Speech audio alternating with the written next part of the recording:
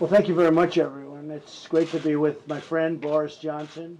Just got a position that he's having a very easy time with. It's much easier than he thought. I was just saying, is it tougher or easier? He said, well, it's, I guess, what he expected. I think it's pretty much what you expected. It is. And he's doing a fantastic job, not easy, but doing a really good job. And I think he's going to make great progress come October, come November, but great progress for the country long term. October the 31st. The results are going to start to show in November. But it looks to me like he is making great progress, so it's an honor to have you here. We're going to be discussing trade. We can quadruple our trade with UK, and we can, I think, really do a big job. Bob Lighthizer here, our trade representative. Your trade representative is here, and they're already scheduled today to continue negotiations. But we can have substantially more trade with UK, and we look forward to doing that. So we'll talk about other things also. It's great to have you, Boris. Don, thank you very much. It's great to be here, and I certainly hope that we can make a lot of progress quite fast on trade. We've got our Secretary of State for International Trade, Liz Truss, is here. We hope to get going on that, always remembering that the NHS is not for sale, but everything else there's a huge amount we can do. And I guess we'll also talk a bit about Iran and some of those difficult issues where I think we share a common perspective, and we want to dial things down, but also make sure that people in the Gulf don't get the wrong idea about what they can get away with. That's a complicated issue, but we hope to make progress there as well. We'll be talking about many things, and we look forward to it, and we'll start in just a minute. So thank you very much, everybody. Thank you. Mr. Johnson, some of your critics are saying that you should resign because you misled the Queen with regard to shutting Parliament down. How do you respond to that? Well, as I said earlier on, thank you very much. Well, as I said earlier on, let's be absolutely clear. We respect the judiciary in our country. We respect the court.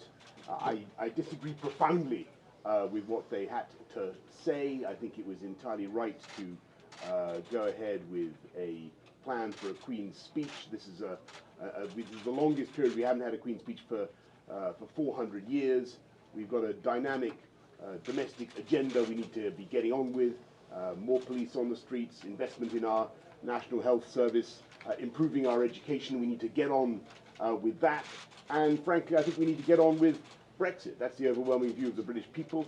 Whether they voted to leave or remain, they want to get this thing done by October the 31st. And that's what we're going to do. Mr. President. That was a very nasty question from a great American reporter. Was that an American report? That's an American reporter. Very nice. I think a good one. But I think he was asking a question, to be fair, that a lot of British reporters would have asked. Now that we have that out of the way. He's not, I'll tell you, I know him well. He's not going anywhere. Don't worry about him. Okay, go ahead. Any other questions? Any advice for the Prime Minister as how he should deal with the judges? No, I think he's dealing very well. Everything I see is what, look, I watch it very closely. He's a friend of mine. I tend to watch friends closer than enemies, but the enemies you have to watch in a different way. I think he's doing very well. It's a complicated subject, but they took a vote, and the vote was, I was there. I happened to be there the day of that vote. Were you there in the vote? I made a prediction even. I even made a prediction. It was a correct prediction. And, you know, that was a long time ago, and it takes a man like this to get it done. And they have to get it done. Otherwise, it'd be a terrible thing to do it any other way. I don't see another vote. I don't see anything happening. I think he's going to get it done. Do you think he will? Mr. President, what was your reaction when you heard the UK Supreme Court decision?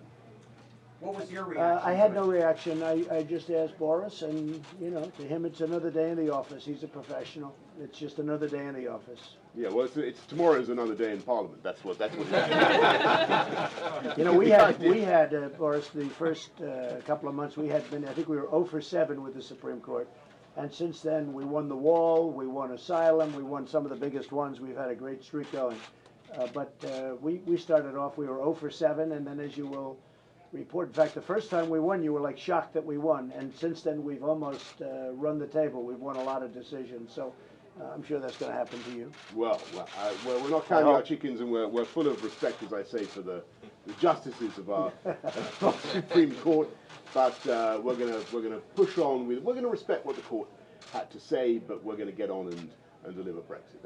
I think that's what the British people want. In other words, he's been very nice to the court, please, okay. He has total respect for the court. Yeah, Joe. Mr. President, on a separate subject, can you explain why aid to Ukraine was stopped?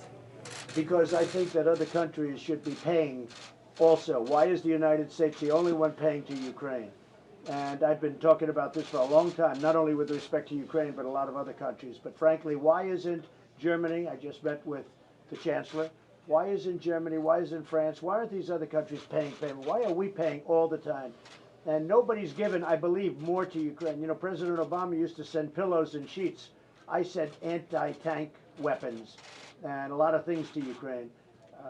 We think that it's very important. And both, by the way, I don't know if you know it or not, that payment was made.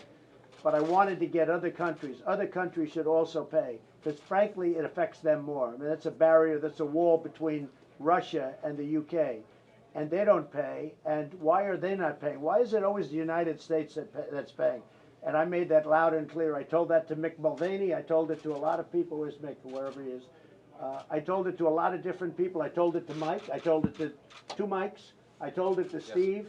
I keep asking the same. I said it to Wilbur Ross. I keep asking the same question. Why is it that the United States is always paying these foreign countries and other foreign countries that frankly are much more affected, they're not? So I said, hold it up, let's get other people to pay. And then everybody called me, oh, please, can we pay? And I said, and there was never any quid pro quo. The letter was beautiful. It was a perfect letter. It was unlike Biden, who, by the way, what he said was a horror.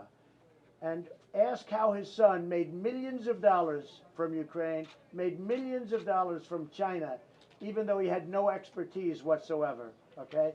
So what he did was a real problem. With us, there was no pressure applied, no nothing. Okay, folks, thank you very much. Thank you. Thank you, Russ. Thank you, Russ.